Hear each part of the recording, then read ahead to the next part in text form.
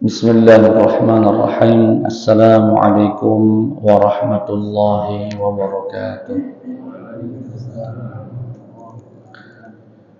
Alhamdulillahi rabbil alamin. Wassalatu wassalamu ala sayyidina Muhammadin wa ala alihi wa sahbihi ajma'in. Amma ba'd.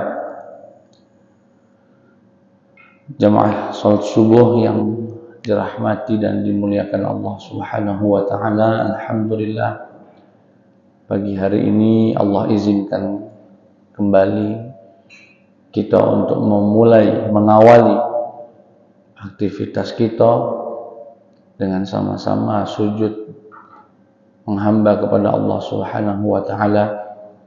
Semoga ini awal dari keberkahan yang terus bertambah, kebaikan yang terus bertambah pada hari ini untuk kita semuanya insyaallah. Amin ya rabbal alamin.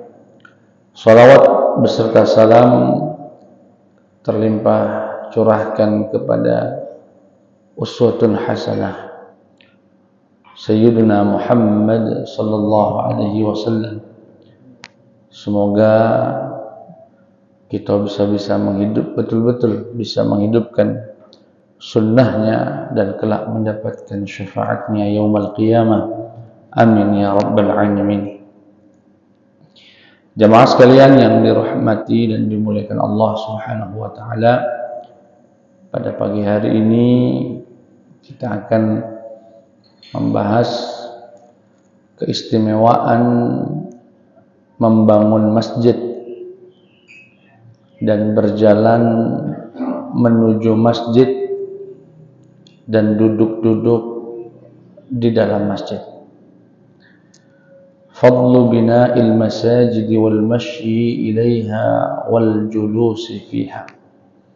Mungkin banyak hal yang tidak baru tentang pembangunan masjid, namun tidak mengapa merefresh ulang semangat kita untuk bisa menjadi bagian dalam kemakmuran masjid insyaallah. Yang pertama, hadis dari sahabat Sayyidina Utsman ibn Affan. Beliau berkata, sami'tu Rasulullah sallallahu alaihi wasallam yaqul. Aku mendengar Rasulullah bersabda. Kata Sayyidina Utsman, aku pernah mendengar Nabi bersabda, man bana masjidan yabtaghi bihi wajha Allah banallahu lahu mithlahu fil jannah. Barang siapa yang membangun masjid yang mengharap ridha Allah Subhanahu wa taala, maka Allah akan bangunkan sepertinya di dalam surganya Allah. Dalam riwayat yang lain, man bana masjidan yuzkaru fihi ismullah banallahu lahu baitan fil jannah. Barang siapa yang membangun masjid karena Allah semata, maka Allah akan bangunkan istana di dalam surganya Allah Subhanahu wa taala. Ini riwayat yang pertama dari Sayyidina Utsman. Kita tahu Sayyidina Utsman adalah sahabat yang dikenal dengan kedermawanannya. Saya punya sahabat kenalan anggota MUI di Jawa Timur, mencoba menghitung berapalah sedekahnya Sayyidina Utsman per minggu kalau dikonversikan dengan harta kita hari ini, dengan uang kita hari ini. Beliau belum bisa memastikan berapa, cuma minimal setiap hari Jumat Sayyidina Utsman kalau diuangkan hari ini itu 600 juta hari Jumat saja sedekahnya Sayyidina Utsman bin Affan, dan itu dengan memerdekakan budak. Jadi beliau itu setiap Jumat merdekakan budak, sika uang. Dan harga budak saat itu kalau dikonversikan kisaran 600 juta hari. Wajar Pak disebut dermawan, ya. Dan ini juga dalil bolehnya Jum'ah berkah itu Pak. Kan ada ya Jumat berkat bagi-baginya di hari Jumat itu ya. Kan kalau kelompok sebelah mengatakan bid'ah, mengkhususkan hari Jumat, katanya tidak. Sayyidina Utsman itu memang mengkhususkan setiap Jumat memerdekakan satu budak. Ya. Luar biasa sekali. Dan beliau meriwayatkan kepada kita satu hadis, orang yang membangun masjid ya, hanya mengharap ridha Allah Subhanahu wa taala, maka Allah akan bangunkan istana di dalam surganya Allah. Bangunkan sepertinya di dalam surganya Allah Subhanahu wa taala. Berarti syarat yang pertama ya adalah ikhlas karena Allah Subhanahu wa taala.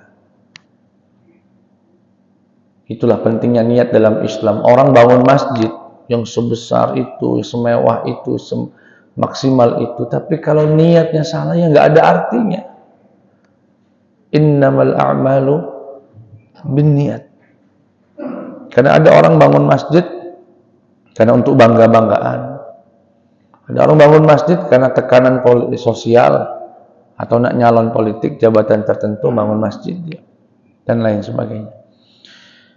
Mungkin ada di antara kita merasa, aduh, kayaknya aku nggak bisa dapat yang satu ini. Besar biaya bangun masjid. Nah, semoga hadis berikut ini bisa juga memberikan semangat untuk kita. Apa kata Nabi? Wa man bana lillahi masjidan kamafhasi qatatin aw asghar banallahu lahu baitan fil jannah. Barang siapa yang membangun masjid meski sebesar kandang burung, maka Allah akan bangunkan istana di dalam surga. Ya mungkin ada pembangunan masjid kita tidak bisa nyumbang galo 1 meter keramik. Ya. Nyumbang bagian tempat wudunya misalnya. Insya Allah pahalanya tidak kurang. Dibangunkan istana di dalam surganya Allah Subhanahu wa taala. Dan syarat yang berikutnya, man bana baitan yu'badu Allahu fihi min malin halal, banallahu lahu baitan fil jannati min durrin wa yaqut. Barang siapa yang membangun masjid untuk disembah Allah di dalamnya dari harta yang halal. Dari harta yang, soalnya banyak juga koruptor bangun masjid. Diterima enggak Ustaz? Enggak. Innallaha thayyibun la yaqbalu illa thayyiba. Allah itu maha baik dan tidak menerima sesuatu kecuali yang baik, dan harta haram itu tidak baik. Artis yang menjual auratnya daripada seninya, bahkan menjual pinggulnya macam-macam. Bangun masjid Pak, biduan. Diterima enggak Ustaz? Enggak diterima. Ya, kecuali taubat kepada Allah Subhanahu wa taala.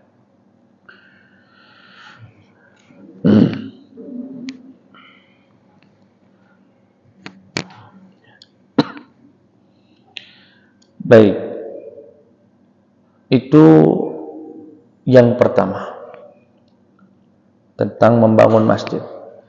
Sekarang ya minimal kita ikut kalau ada pembangunan masjid, ada kesempatan, syukur-syukur bisa membangun masjid secara utuh. Ya, alhamdulillah. Amin, doa.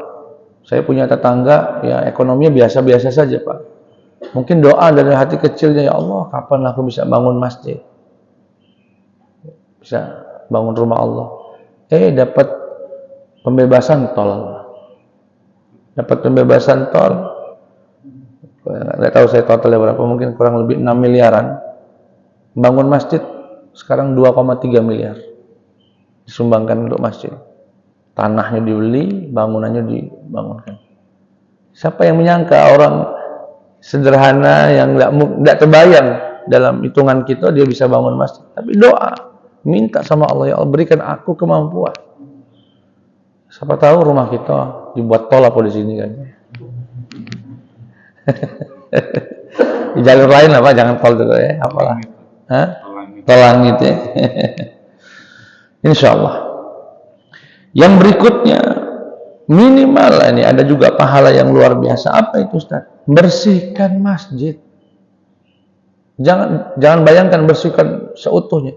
Bapak lagi duduk begini, Tahu-tahu di tempat sujud Bapak ada potongan tisu. Bapak ambil, Bapak masukkan ke kantong. Ada batu kecil misalnya, debu dibersihkan, diambil. Itu dicatat sebagai pahala yang luar biasa di sisi Allah. Nabi Muhammad SAW bersabda, "Uridat alayya ujuru ummati." Nanti di hari kiamat, Pak, amalan kita ini akan diperlihatkan Allah untuk Nabi Muhammad SAW. Akan diperlihatkan. Kata Nabi, ada yang unik ini. Apa itu? Hatta al-qadhah yukhrijuha ar-rajulu minal masjid.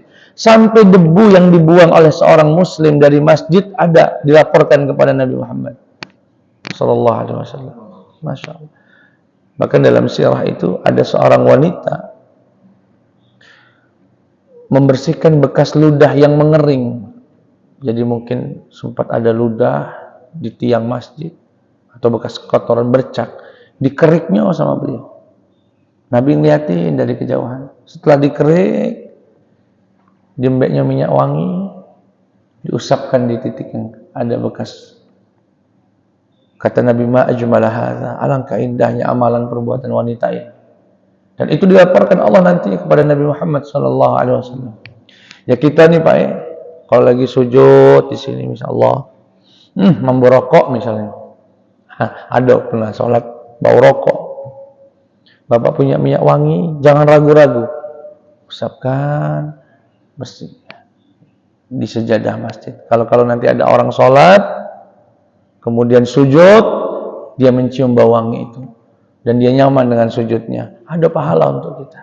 Sekecil apapun, hatta al-qadhah, ya, sampai debu yang ada di masjid dibersihkan, akan dicatat sebagai pahala di sisi Allah. Tapi di sisi lain, ini pelengkap hadisnya, kata Nabi Muhammad, wa'uridat alayya dzunubu ummati. Selain pahala-pahala umat yang diperlihatkan, dosa-dosa umatku pun diperlihatkan. Falam ara dzamban a'zama min suratin minal Qur'ani aw ayatin utiyaha ar-rajulu thumma nasiha. Dan aku tidak melihat dosa yang lebih besar.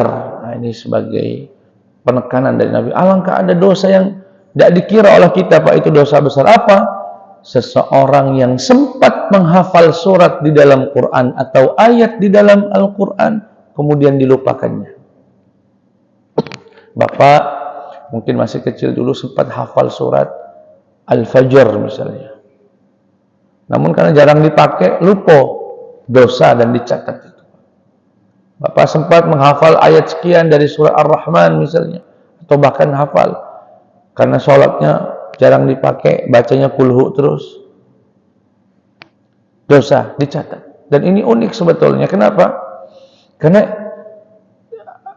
salah satu hal yang spesial dari umat ini, lupa itu, lupa sesuatu, itu sebetulnya tidak berdosa. Kata Nabi Muhammad SAW, rufi'a an ummatil khata'u wan nisyanu wa mastukrihu alaih. Diampuni dosa umatku jika dia melakukan kesalahan karena tidak sengaja, karena lupa, yang kedua, yang ketiga karena dipaksa. Artinya lupa itu tidak berdosa. Bapak lagi puasa Ramadan, siang-siang lupa minum, dosa enggak, Pak? Tidak berdosa karena lupa. Bapak misalnya punya janji sama orang, ketemuan hari ini, lupa, baru ingatnya besok misalnya. Yang diajak janjian tidak mengingatkan juga. Dosa enggak, Pak? Tidak berdosa orang lupa. Tetapi ada satu lupa yang dihisab Allah, lupa Al-Quran. Satu-satunya lupa yang dihisab Allah itu lupa Al-Quran. Makanya saran kami, doa yang Allahumma zakirna minhu ma nasina, itu diganti redaksinya. Yang tepat, yang selamat, Allahumma zakirna minhu ma nussina atau ungsina wa'allimna. Jangan nasina. Mungkin Bapak Ibu menghafal dari kecil dulu nasina.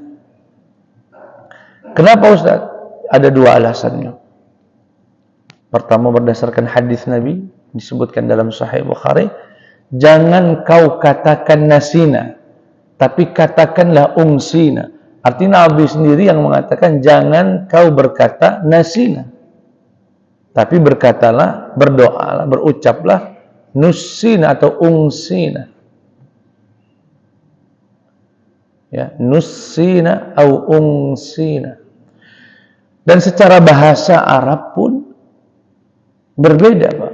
Nasina itu artinya kan Allahumma dzakirna, ya Allah ingatkanlah kembali aku, kami, apa yang kami ya dari Al-Qur'an yang kami melupakan, itu kalau nasina.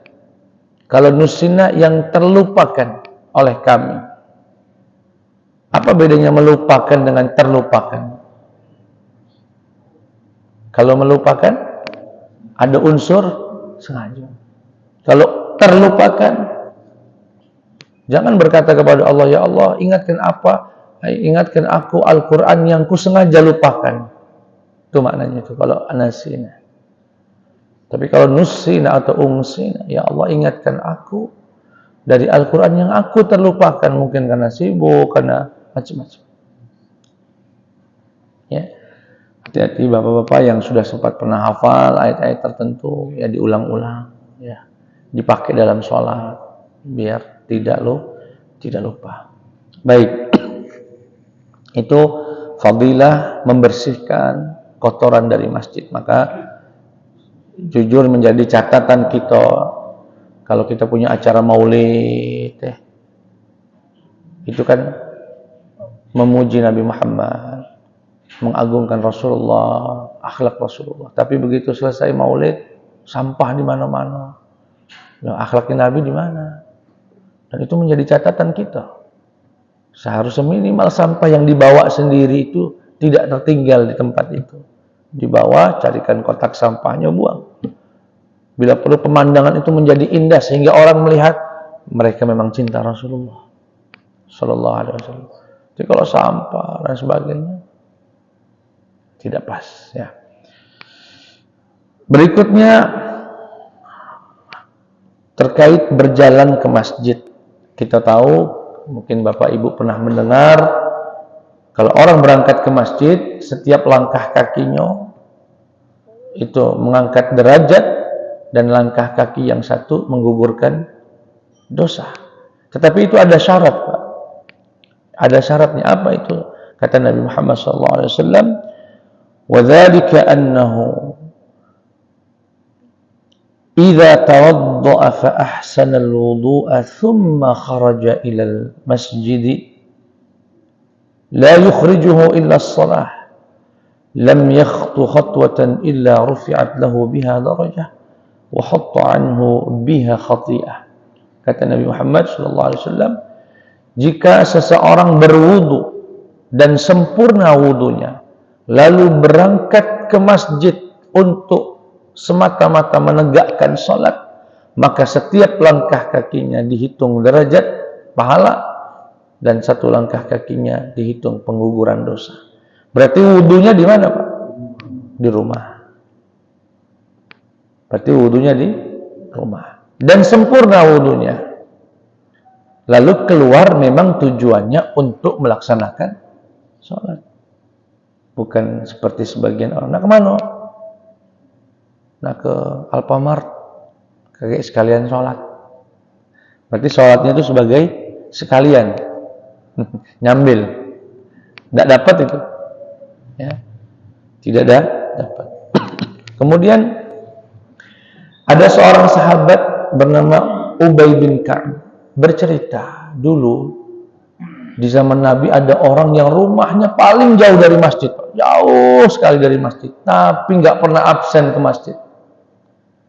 Akhirnya kami memberikan saran, kamu nggak beli keledai untuk pakai berangkat ke masjid kalau malam, apa kalau lagi panas siang-siang. Kata beliau, aku justru nggak senang rumahnya dekat masjid. Aku justru tidak. Ma yasurruni anna manzili ila jambil masjid. Kenapa? Karena dari jauh inilah setiap langkah kakiku dicatat oleh Allah sebagai pahala. Begitupun saat aku pulang kembali ke rumah. Justru dia nggak suka rumahnya di dekat masjid. Dan sahabat Jabir bin Abdullah cerita, Pak. Jadi dulu sahabat itu ada rumahnya yang jauh-jauh dari masjid. Cerita, beliau berkata, kanat diyaruna na'iyatan minal masjid. Dulu rumah kami jauh dari masjid. Fa'aradna an nabi'a buyutana. Dan kami pun memutuskan untuk menjual rumah-rumah kami dan pindah dekat dengan masjidnya Rasulullah. Alasannya ya pasti biar lebih mudah ke masjid. Tapi sebelum kami menjual rumah-rumah tadi, kami konsultasi dulu ke Nabi Muhammad. Ya Rasulullah, rumah kami kan jauh-jauh. Kami nak ngejualnya. Kaget kalau sudah laku, kami nak pindah dekat masjid sini. Apa kata Nabi? Nahana Rasulullah. Nabi pun melarang. Dan nggak usah pindah. Inna lakum bikulli khatwatin sadaqah atau ujrah, darajah. Sesungguhnya untukmu setiap langkah kaki itu pahala. Dilarang sahabat untuk pindah di dekat rumah. Saya dulu ketika membaca sirah mendapatkan isyarat dari guru. Guru menyampaikan satu isyarat. Nabi melarang sahabat. Padahal niatnya bagus loh, Pak. Rumah yang jauh-jauh itu nak dijualnya, nak pindah dekat masjid, sama Nabi dilarang. Kata guru kami, itu ada isyarat terkait tata kota. Terkait apa, Pak? Tata kota. Di pemerintahan ini kan ada dinas perencanaan tata kota, Pak. Ya. Tujuannya apa itu, Pak? Ya, di antaranya biar terjadi pemerataan pembangunan, tidak terjadi ketimpangan, tidak terjadi kemacetan, ya, tidak terjadi kekumuhan, kebanjiran, dan sebagainya. Dan Nabi Muhammad SAW ya, melalui hadis ini memberitahu, bayangkan kalau sahabat yang dari jauh-jauh itu semuanya pindah dekat masjid, apa yang terjadi? Penumpukan, tidak pemerataan dalam pembangunan.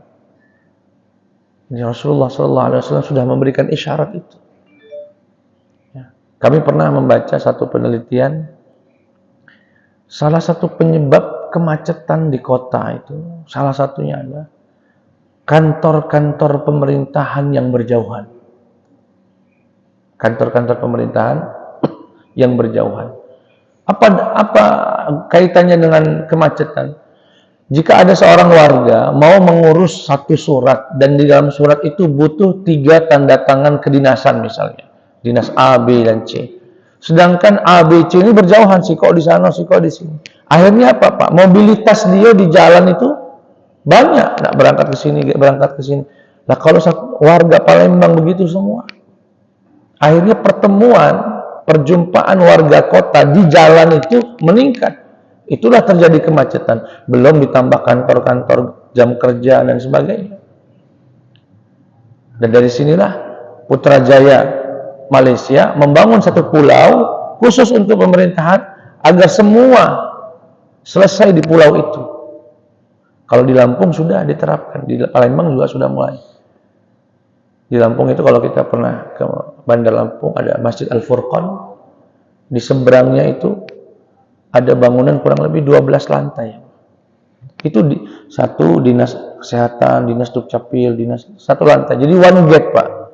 Semua warga kalau datang ke kantor itu selesai semua urusannya dalam 1 hari. Nah, kita di Palembang ini sebelum ada mall apa itu di OPI, Dukcapil di sini, perhubungan di Tangga Buntung, kehutanan di Gandus, betul, Pak ya? Kantor wali kotanya Dewa di Masjid Agung. Nggak tahu lagi bentuknya di mana, bangunnya dulu tuh mana set plan-nya. Seharusnya belajar, seharusnya kita belajar dari situ.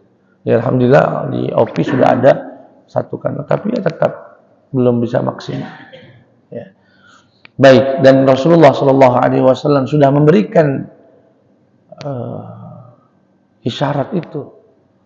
Innalakum bikulli khatwatin darajah. Dah nggak usah pindah, sayang pahala kamu. Datang ke masjid itu kan setiap langkahnya dihitung pahala.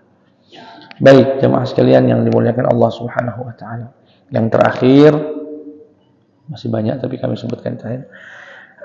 Liyabshurul masya'un fi adh-dhulami ila al-masajid bin nur at-tam yaum al-qiyamah. Bergembiralah orang yang datang ke masjid berjalan kaki atau berjalan menuju masjid di dalam kegelapan. Kadang-kadang subuh kan masih gelap berangkat gitu. Isya dari rumah agak gelap. Kata Rasulullah, bahagialah. Kenapa? Allah sudah siapkan cahaya yang sempurna di akhirat nanti. Cahaya yang sempurna. Al-masya'una ila al-masajid fil dhulam.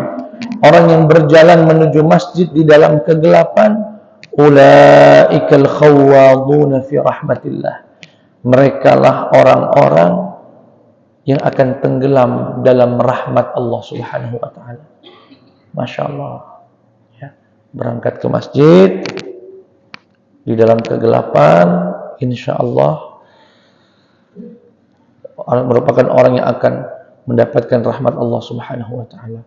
Bahkan, dan ini kami sebutkan sebagai momentum dalam bulan haji, ya, atau bulan Dzulqa'dah, man kharaja min baitihi mutatahhiran. Barang siapa yang keluar dari rumahnya sudah dalam kondisi wudu.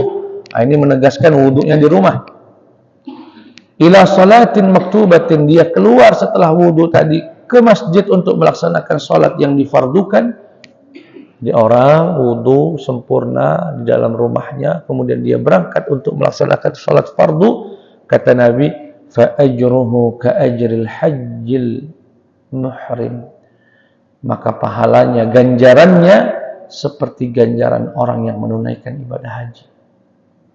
Masya Allah, berarti setiap hari kita ini 5 kali Pak dapat pahala haji. Tapi namanya seperti, ya tidak sama, namanya seperti, ya, mirip-mirip. Insya wa man kharaja ila tasbih ad-duha. Adapun orang yang keluar tujuannya untuk salat duha, la yansibuhu illa iyyah, dan tidak ada yang mendorongnya kecuali untuk salat duha, fa ajruhu ka ajril mu'tamir. Maka pahalanya bagaikan pahala orang yang umrah. Pahalanya seperti orang yang pahala umrah. Saya kira itu dulu jamaah sekalian yang bisa kami sampaikan. Jika ada yang ingin ditanyakan, dipersilahkan. Ya. Ustaz, aku kenal tadi Ustaz yang hafal Quran atau ayat atau surat kemudian dilupakan atau terlupakan. Apakah sekarang cukup dengan tidak cukup? Tidak cukup. Taubat, minta maaf sama Allah Subhanahu wa taala dan berusaha semampunya untuk mengingat-ingat kembali. Sempatkan diulang-ulang suratnya, diperdengarkan di jalan. Nanti lama-lama balik lagi, Pak. Ya, kalau sudah ingat, dipakai dalam sholat. Biar terjaga. Tapi memang kalau setelah jendel nih, setelah sahur, usaha dulu. Usaha dulu. Kalau pada akhirnya memang tidak balik-balik lagi, la yukallifullahu nafsan illa wus'aha. Sudah, itu di luar kemampuan kita. Fattaqullaha mastata'tum. Ya, bertakwalah, taatlah kepada Allah semampu kalian. Tidak apa-apa. Ya. Itu yang pertama. Artinya berat jadi seorang penghafal Quran. Oh iya, makanya dulu ada beberapa orang mau menikahi gadis yang hafal Quran. Nanya saya, Ustaz, bagus, cuma kamu sanggup enggak memberikan waktu yang cukup untuk dia murojaah? Jangan ganggu. Iya. Karena para penghafal Quran itu, kalau bahasa wong Jawanya itu ada nderesnya. Ada nderesnya. Minimal 1 hari 2 juz, Pak. Ya beda-beda tergantung. Kalau saran-saran guru kami 3 juz satu hari minimal itu. Jadi per 10 hari hatam Quran. Kalau nggak gitu hilang Quran, Pak. Makanya paling enak itu hafal Quran jadi imam masjid. Itu enak sekali. Murojaah dia sekaligus menjalankan tugas, hafalan juga terjaga. Ya. Ya, itu. Syukur-syukur kalau pengurus masjid. Aku tidak tahu bisyarahnya Ustadz ini berapa. Kalau bisa dinaikkan. Dia tidak terpikir lagi kanan kiri, Pak. Biar Quran itu yang dipikirkannya.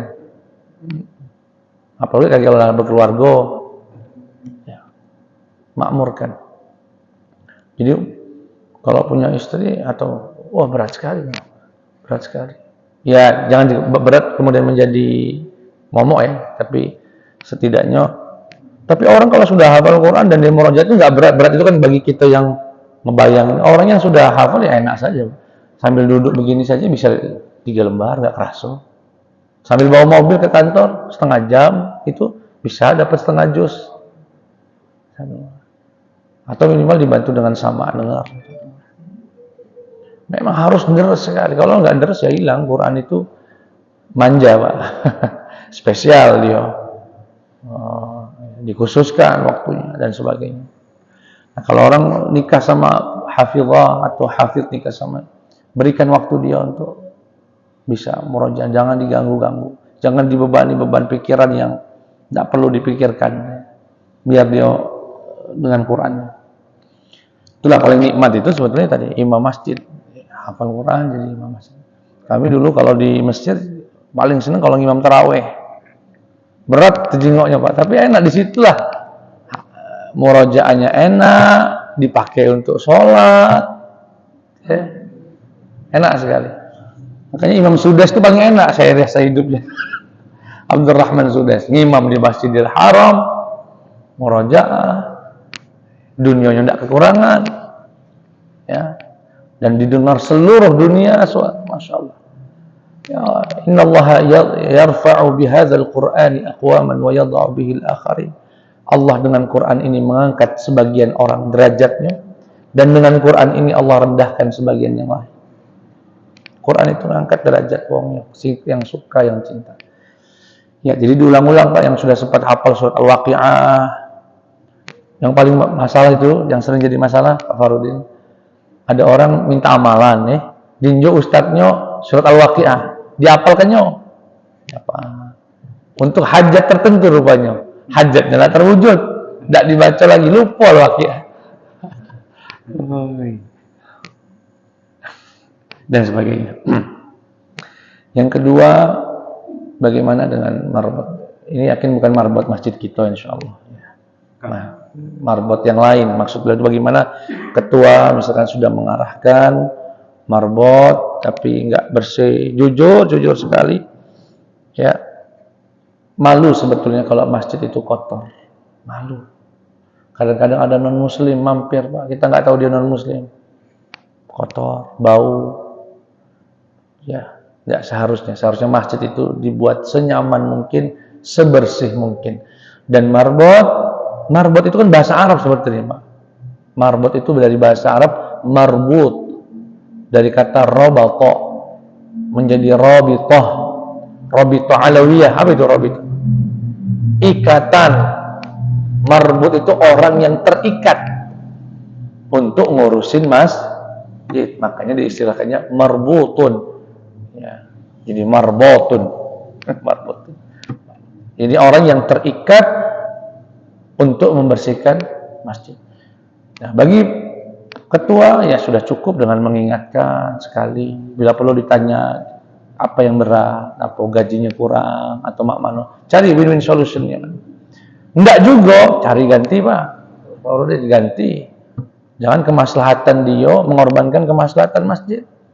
Cari yang memang mau tulus bangun bersihkan masjid.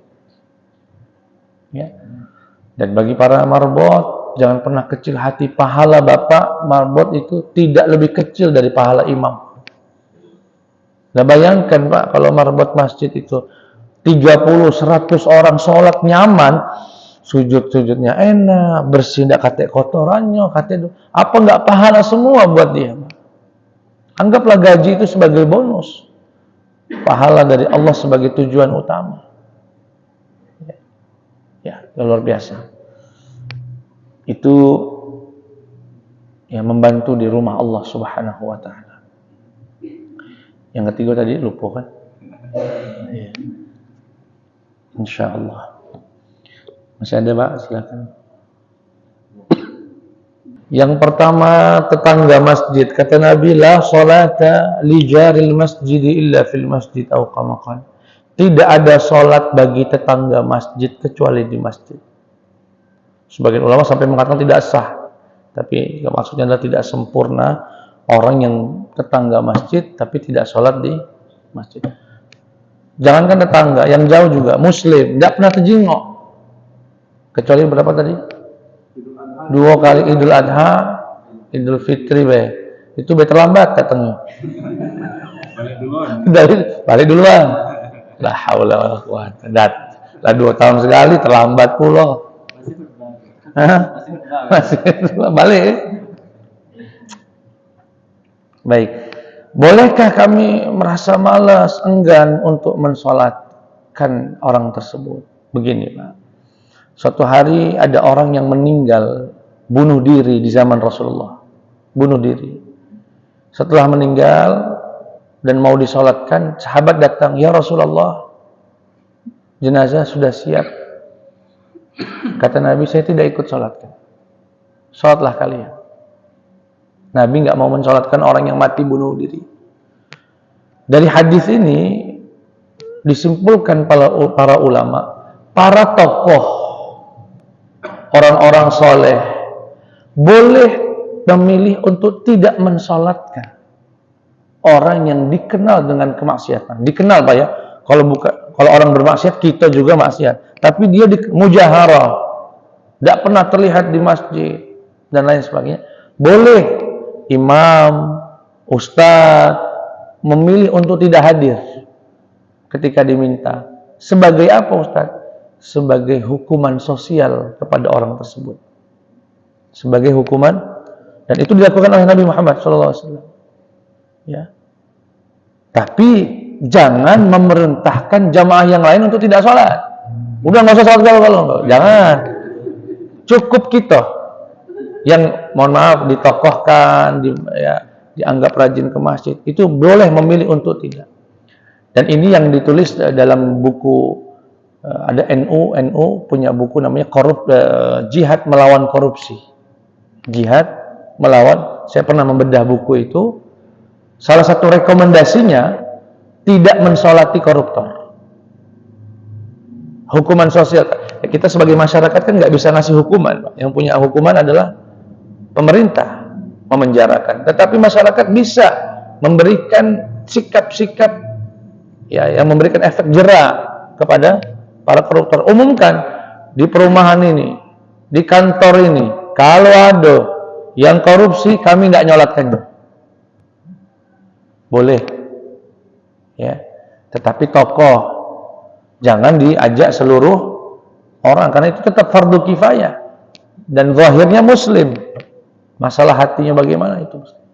Jadi boleh, misalkan saya diminta atau kita imam satu, ya silakan. Nggak apa-apa, pelajaran buat mereka. Tetapi jangan ngajak. Dan ini kisah nyata nih, Pak. Semoga benar kisahnya. Di kampungnya Ustadz Jondi di Lebong. Saya dengar langsung dari paman. Ya. Jadi ada preman di situ, Pak. Ya, jarak nggak pernah sholat, ya. Mungkin 2 kali tadi, meninggalnya lagi minum tuak, overdosis mungkin, mati. Pas nak disolatkan, ustadznya mengatakan nggak usah disolatin orang kayak begini. Gitu. Jadi nggak ada yang nyolatin sama sekali, Pak. Dikubur. Ya. Begitu dikubur, dalam mimpi ustadznya didatangi orang itu, Pak. Kamu ngajakin, ya nggak tahu gimana bahasa lepasnya, dicambuklah ustadz itu sama dia, marah dia, dipukul. Begitu ustadz itu sadar, punggungnya biru-biru semua, Pak. Itulah dia kemudian ngajak beberapa orang ke kuburannya, mensolatkan dia di atas kuburnya. Nah, mungkin Pak ya, pas orang mamang saya cerita itu, saya terbayangnya, ini salah paham ini. Nabi itu tidak mensolatkan orang yang maksiat dan sebagainya, termasuk yang bunuh diri tadi, tapi tidak melarang sahabat yang lain untuk sholat. Biarkanlah. Karena itu tetap menjadi kewajiban fardu kifayah buat warganya. Gitu ya. Dan yang kedua, yang terakhir, jangan sampai di hati kita merasa lebih baik dari dia. Itu harus dijaga. Kita sholat, alhamdulillah, bersyukur. Tetapi kita nggak tahu, siapa tahu di detik-detik terakhir dia itu ada penyesalan yang luar biasa. Kita nggak tahu, dan kita nggak tahu juga ke depan kita bagaimana. Ya. Itu hati-hati. Itu penyakit orang yang sudah rajin sholat.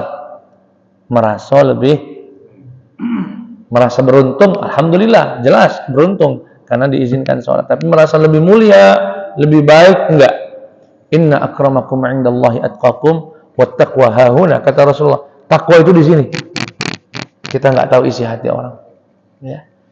Itu saja. Jadi muslim yang paling ideal adalah muslim yang rajin sholatnya, makin tinggi derajatnya, tapi makin merendah dalam hatinya. Itu muslim yang paling afdal. Itulah. Wallahu a'lam.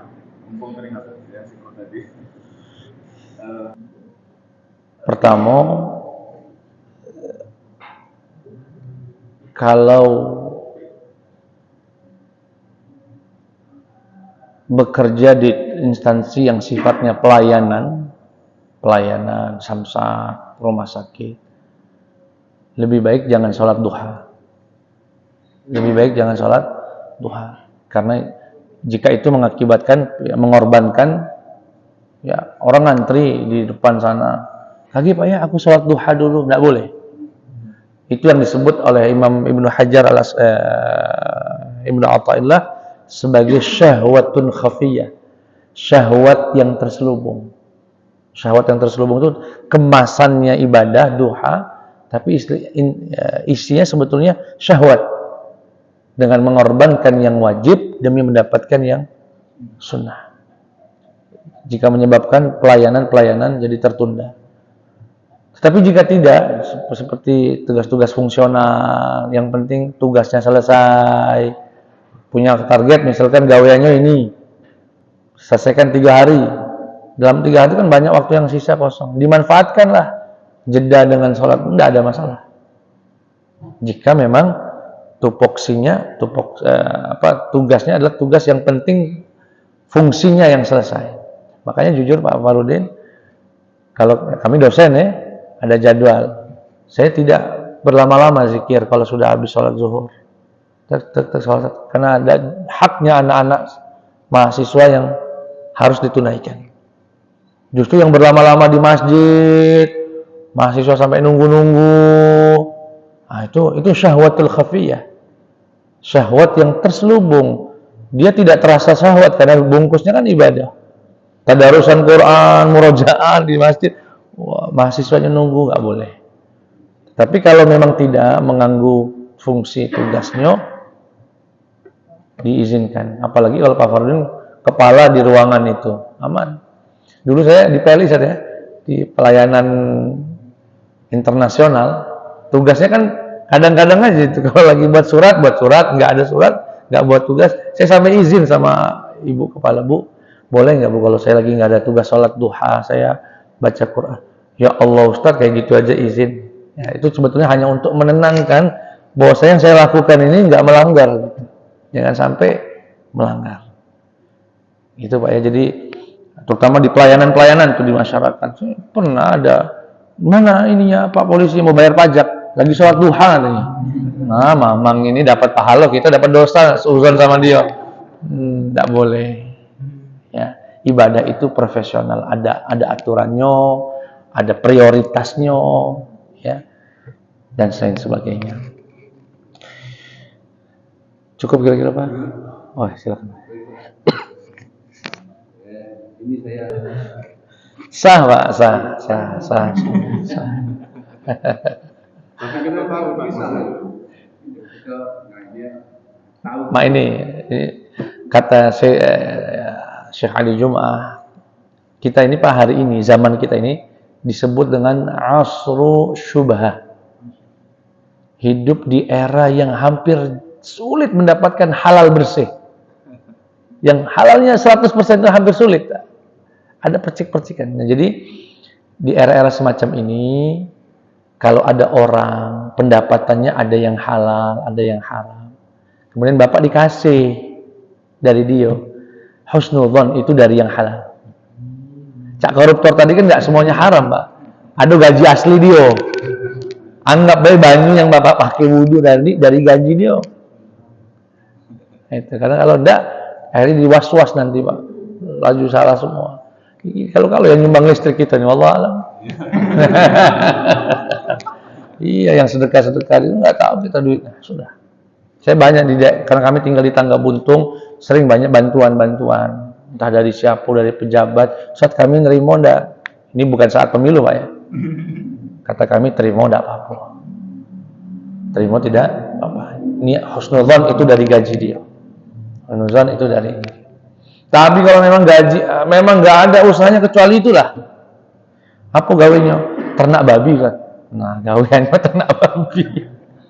Kate ternak ayamnya. Kate, Pak. Ya sudah, itu haram clear itu. Tolak. Ya, ditolak. Ya. Ada yang lucu nih, Pak. Ana lihat video kemarin jual video sana betul. Ya Allah. Jangan beli itu. Memang dunia ini bingung kalau diceritain lucu, Pak. Ya, masjid-masjid itu banyak, Pak, masalah-masalahnya. Jadi kalau masalah politik panas sampai sekarang pada lompat-lompat dari partai ke sini biasa itu. Wong di masjid bayar ribut kok. Ngurus masjid bayar ribut. Dan saya mohon Pak ya, mohon maaf, kalau nggak berlebihan, 90% masjid punya konflik pengurusnya. Kecuali Baitur Rahman. Ada yang karena dana, ada yang karena Banyak korban konflik saudara. Iya. Hampir di masjid lagi ada kan. luar biasa, Pak. Itulah pentingnya tasawuf sebetulnya, Pak. Yang saya sebut tasawuf ini tazkiyah, Pak, yang membersihkan hati, bukan tasawuf yang sekedar joget-joget apa enggak. Bukan sekedar tasawuf yang enggak. Tasawuf yang bersih hatinya. Pengurus masjid itu kan sholat semua kan, Pak? Sholat, tapi masih ada dengki, masih ada ego, rapat, mengusulkan pendapat. Nah, maulid Nabi misalnya, aku ngusul sih ustadznya yang diundang ini baik misalnya, dirapatkan, tidak diterima, besok tidak muncul lagi ke masjid. Banyak itu, Pak, ngusul tidak diterima usulannya, laju pindah masjid. Mending kalau pindah masjid masih sholat tidak niat lagi ke masjid. Ayah, aku tidak galak lagi lah buat masjid. Sebegitunya, Pak ya. Makanya di masjid ini sampai dikenal ada geng kanan dan geng kiri.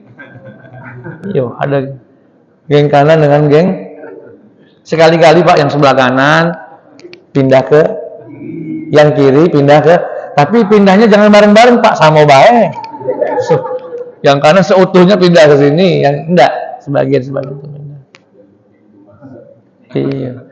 Bayangkan wong tinggal di satu komplek, sholat bareng di masjid 10 tahun, tidak kenal. Kenalannya justru di penyeberangan Bakauni Merak. Pas di Bakauni Merak, wong mana, Pak? Wong Palembang. Nah, di mana Palembangnya?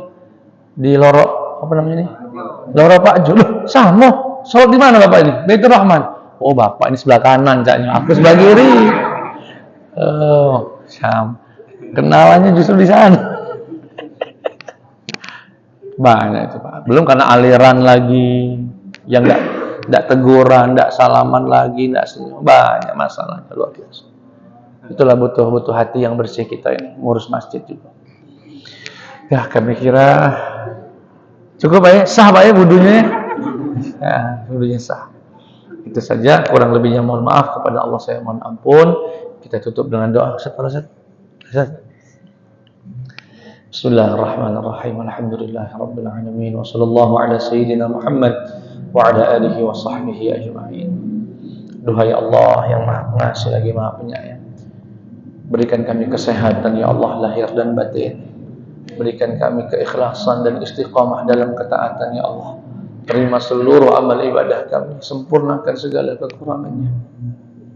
Wa ahsin aqibatana fil umuri kulliha, dan tutup ya Allah perjalanan hidup kami nantinya dengan husnul khatimah. Buat Mas Bandan dan Mas Sudiman yang akan berangkat haji, Engkau berikan keselamatan, kelancaran ya Allah, haji yang mabrur, keluarga yang dilindungi, dan jadikan kami ya Allah juga tamu-tamu yang Engkau undang nantinya ya Allah, melaksanakan ibadah haji dan umrah. Amin ya rabbal alamin. Sallallahu ala sayyidina Muhammad wa ala alihi wa sahbihi wasallam.